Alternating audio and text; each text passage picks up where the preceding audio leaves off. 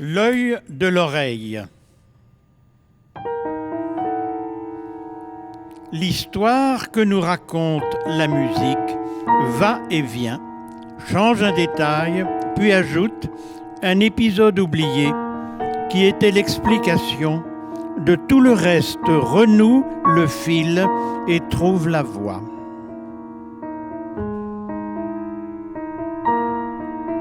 Le paysage que peint la musique se transforme au fil et au gré du temps. Heures et saisons, climats, la pluie s'arrête soudain. L'arc-en-ciel sur les cascades annonce l'entrée des mines.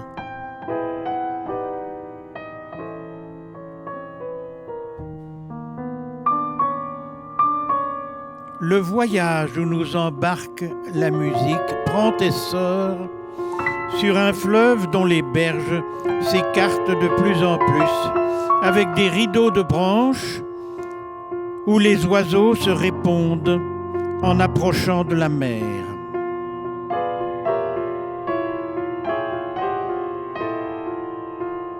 Le visage que nous trace la musique ouvre des yeux sur un continent nouveau où nous cherchons à le suivre parmi murmures et bruits, chevelures et sourires, dans la surprise et l'émoi.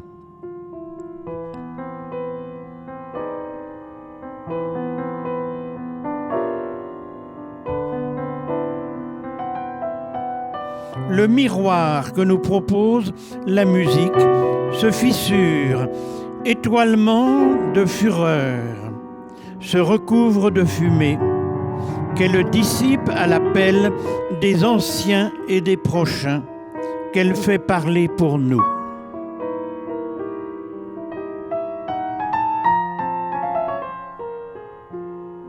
La pensée que nous suggère la musique cherche un mot qui permettrait de nous dire ce qu'on avait entrevu.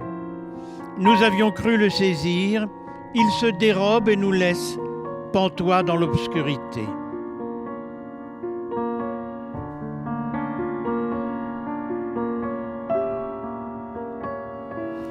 La lumière que diffuse la musique s'insinue dans les gouffres qu'on croyait leur être les plus hostiles, dans désespoirs et tortures, nous révélant un envers d'échelons pour nous sauver.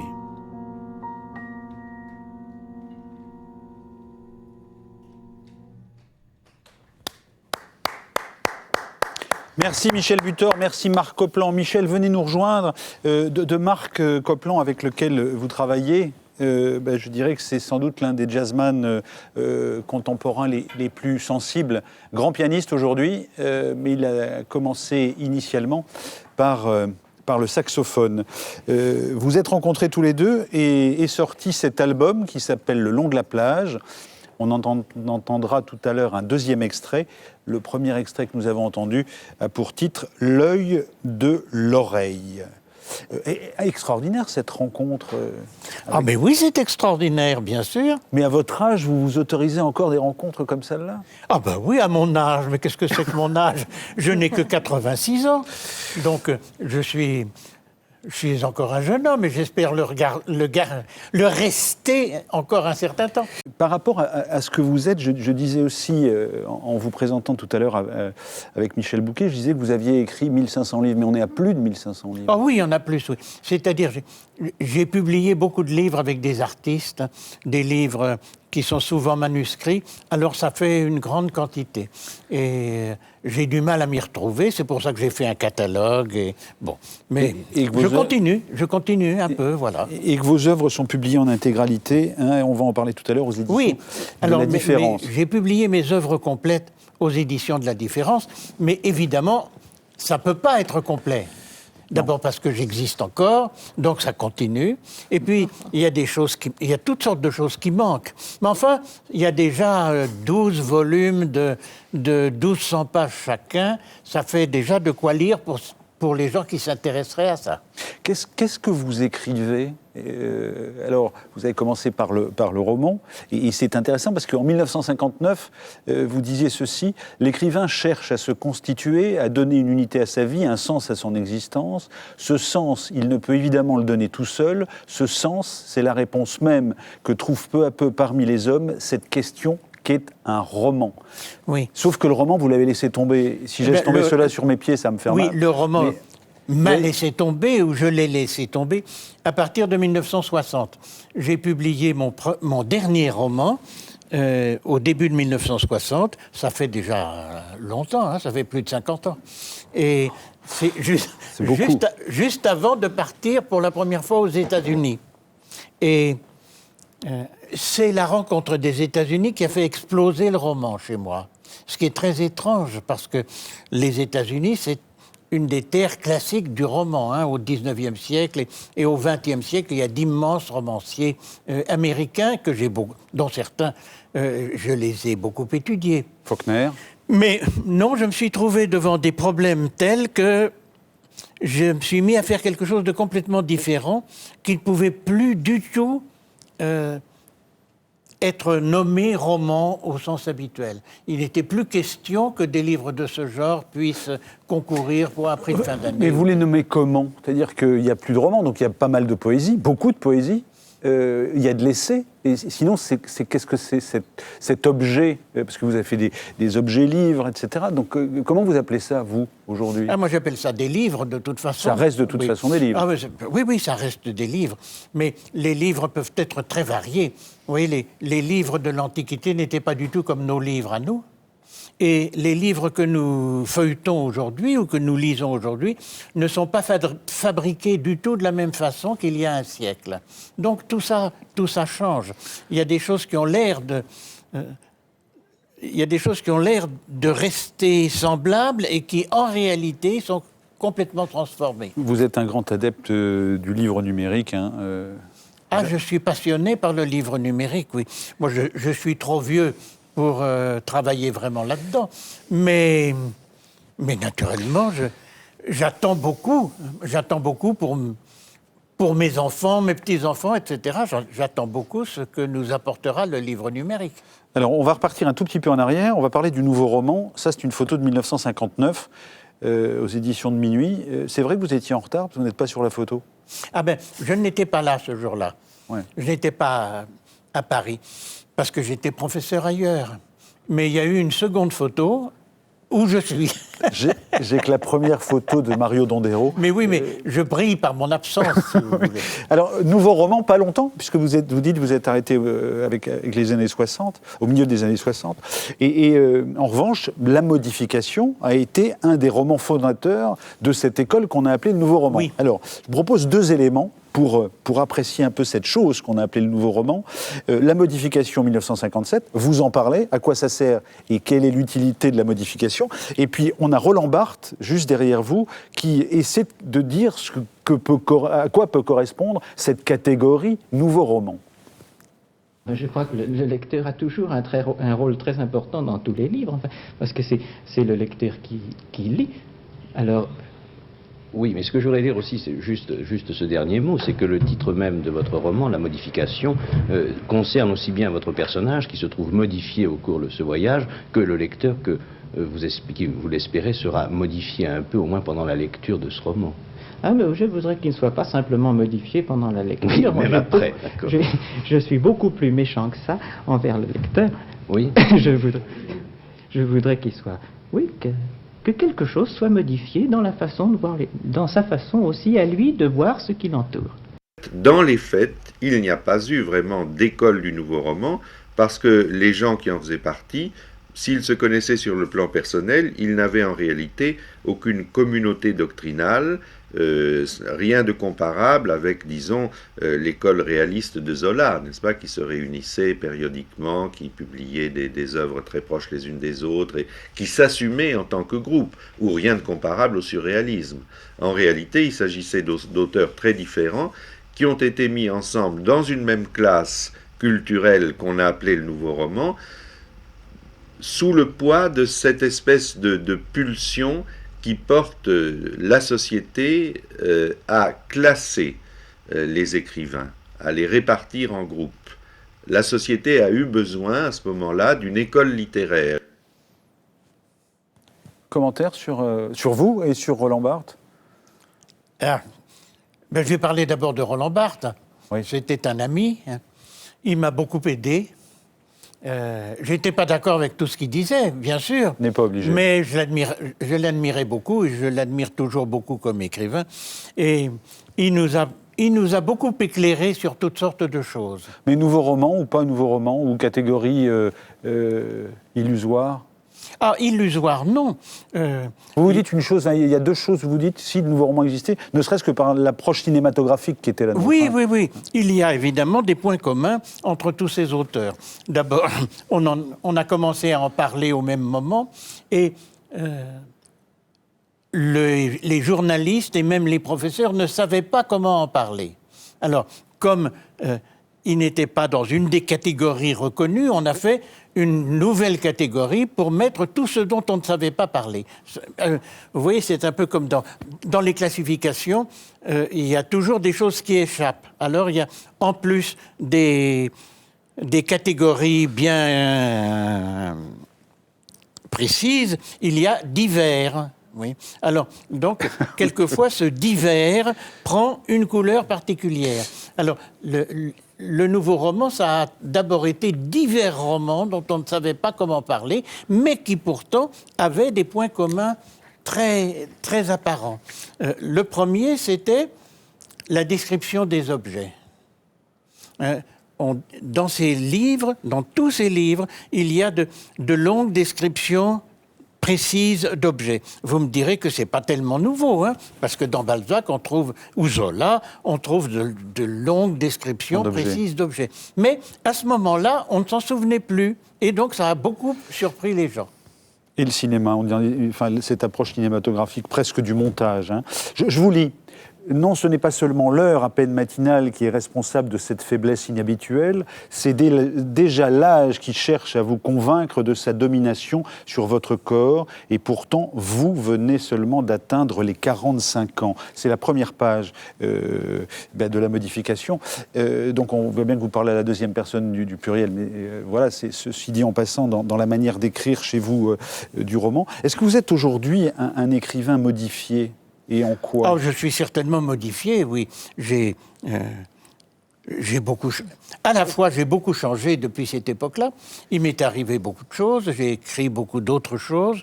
Je n'écris plus de la même façon qu'à cette époque-là. Et pourtant, c'est le même personnage qui traverse tout ça.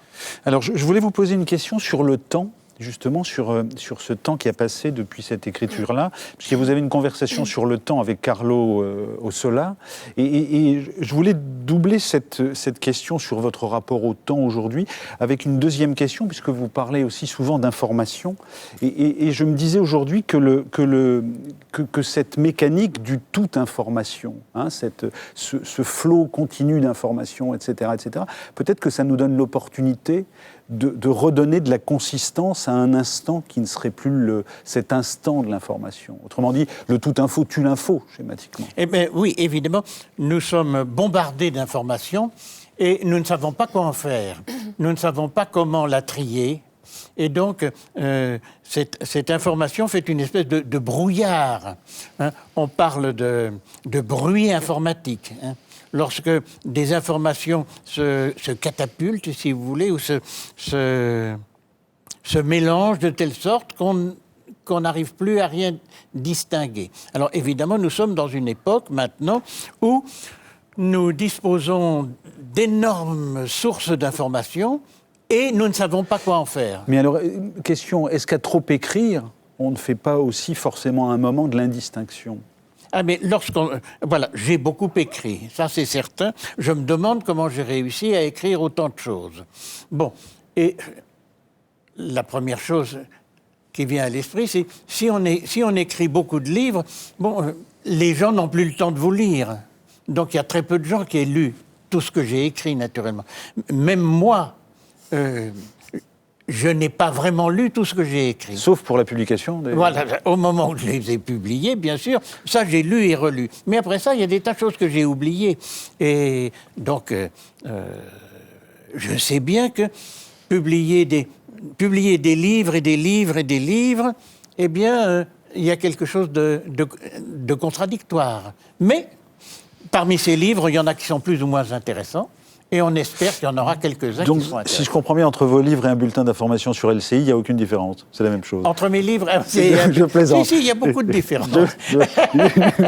Je plaisante. Allez, un petit cadeau, extrait du film documentaire Michel Butor, l'écrivain migrateur, de Blandine Armand et Frédéric Fernet. C'était publié il y a quelques mois sur France 5. Et vous n'êtes pas pervers, mais vous êtes polymorphe. La preuve, tout cet engagement que vous avez eu avec moult peintres, Rothko par exemple, Alechinsky, mais aussi Miguel Barcelo, avec lequel vous avez dernièrement travaillé.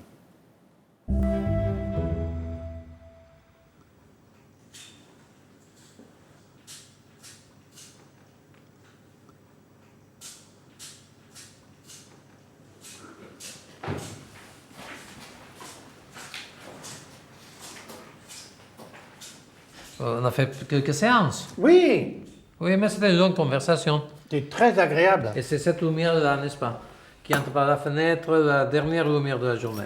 Et c'est ça que j'aimais bien avec, comme il fait briller les cheveux, les sourcils, la barbe. Et puis, Oui, et puis, et voilà. puis la ride. Et les regards, oui, la qui est ride, au milieu, là. ride centrale. La oui. ride centrale Oui, de oui, travers. Là. oui, oui. C'est un peu C'est comme très- dans Harry Potter. Oui, et c'est très la marque. frontal, là.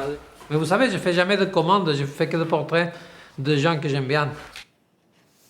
Alors voilà, et ce travail donne ceci, Une nuit sur le mont Chauve. Alors il y a du Gogol dans l'histoire, hein, il y a de la musique. 2 pages, 36-37, c'est vous, et on est dans la même dialectique qu'avec la musique. C'est-à-dire qu'il y a une réponse et il y a quelque chose de tout à fait dialectique entre l'écriture et le dessin. 36, pyrotechnique. Nouvelles illuminations au beau milieu de l'assemblée, le spectacle alors bat son plein, envahissant tout l'horizon. 37. Crustacés, les écrevisses et crevettes se mettent dans tous leurs états, elles rejoignent les langoustes, arrivant d'un autre côté. Dessin de Barcelo. Et puis 38. Gastronomes, on les dégustera plus tard, mais elles n'en périront point, leurs chairs se reconstitueront, tout en traversant nos viscères. Est-ce que vous avez un objet avec vous ? Pardon, Est-ce que vous avez un objet avec vous ? est-ce que j'ai un objet avec... Vous avez dit que le nouveau roman était plein d'objets. Ah oui, oui, oui, oui. Ah ben, là, l'objet, c'est le livre que vous avez entre les mains. Quand le film a été tourné, nous sommes allés chez Barcelo et il nous a montré un très bel album sur papier noir. Et il avait dessiné à l'aide de l'eau de Javel. C'est-à-dire, ça fait le contraire d'un lavis, si vous voulez. Ça décolore. Un lavis, on travaille sur du papier blanc avec de l'encre noire qui est plus ou moins délavée. Là, c'est le contraire. C'est le papier est noir et on lui enlève de la noirceur avec l'eau de Javel. Et Beau donc, travail. il a sculpté, si vous voulez, ce noir pour faire Pour vous. apparaître toutes sortes de squelettes, d'animaux préhistoriques, d'animaux actuels, etc., etc.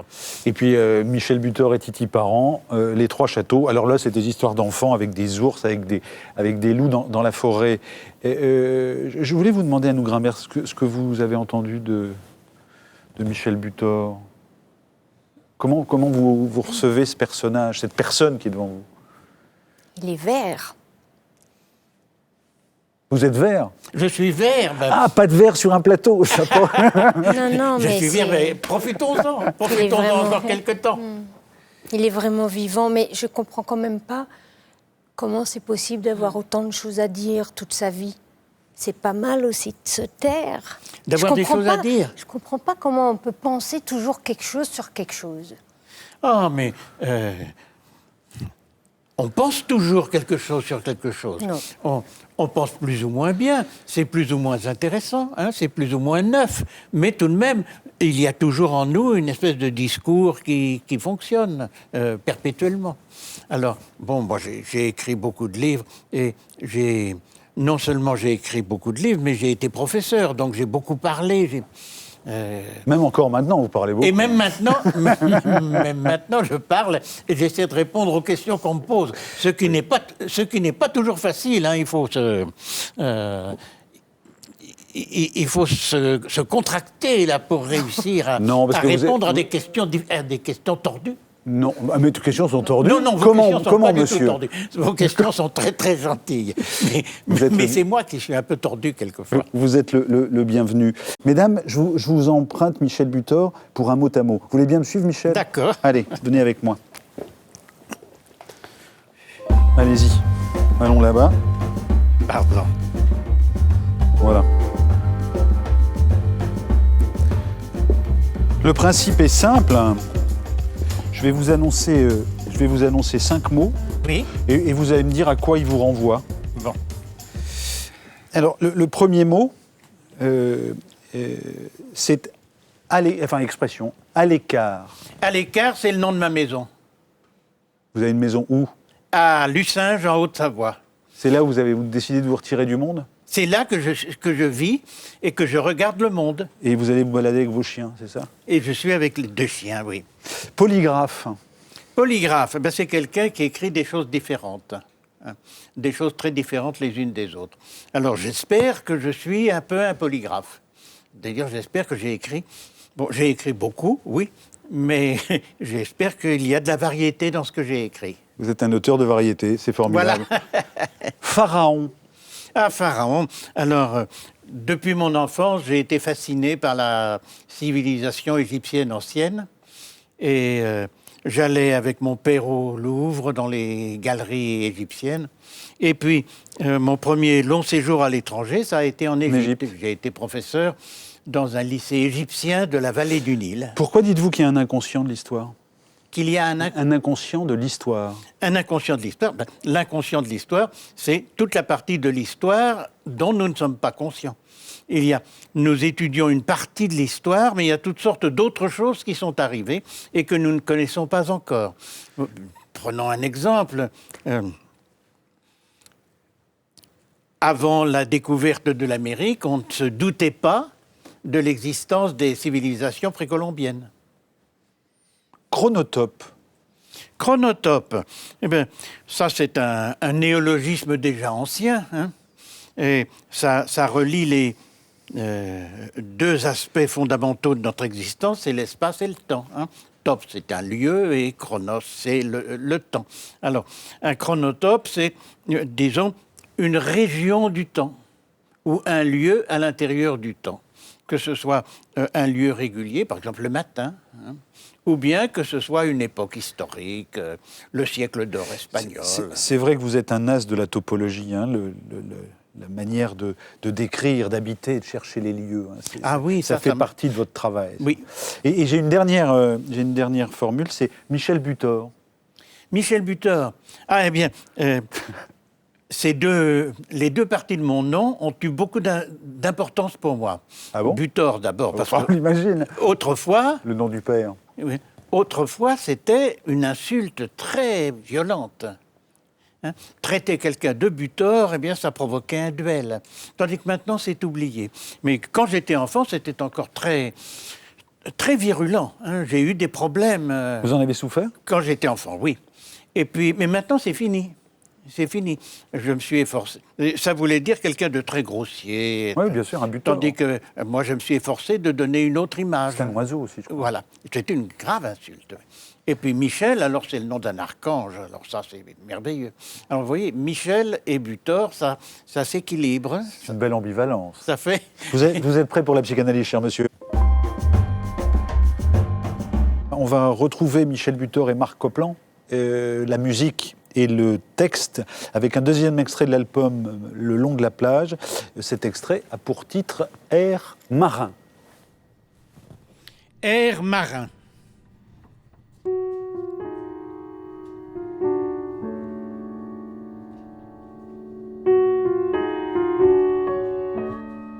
La vague dit à la vague, recouvre-moi, je m'assèche. Je ne trouve plus mes algues, je ne racle que gravier. Encore une autre après toi, je retrouve ma vigueur, et m'enfonce en l'océan.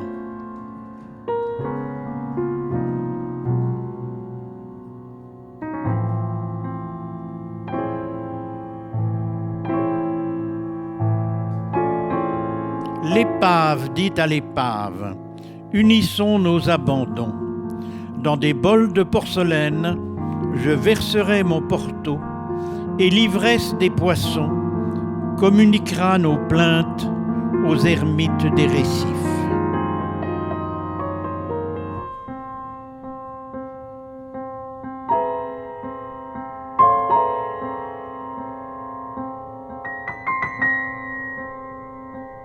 Le rocher dit au rocher, depuis des siècles de siècles, je contemple ton usure. De nouvelles galeries s'ouvrent dans tes profondeurs, palais pour les crustacés, éblouissement de sel.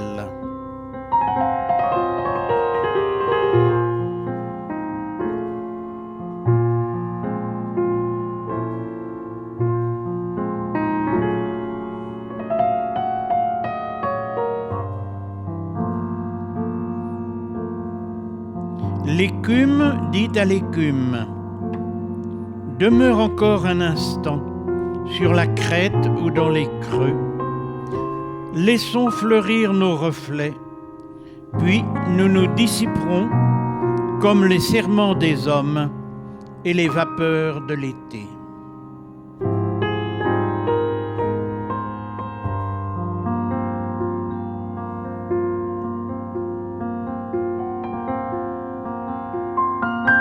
La brume dit à la brume, l'horizon s'est effacé. Nous régnons dans la distance. Approchons-nous des cités pour changer leur pollution en ruisselets de rosée, désaltérant les jardins.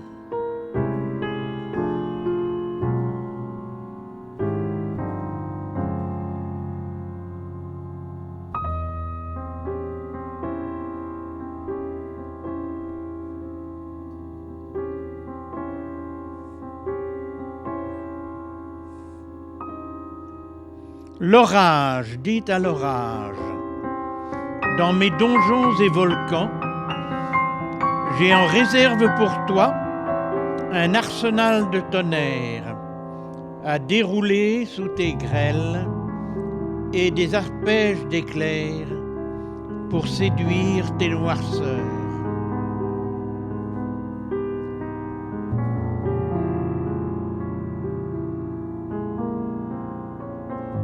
La laine dit à la laine, laissons-les fermer leurs yeux. La campagne se recueille, les bruits prennent leur tenue du soir, les moteurs s'essoufflent. Une seule goutte d'eau suffit à remplir l'espace.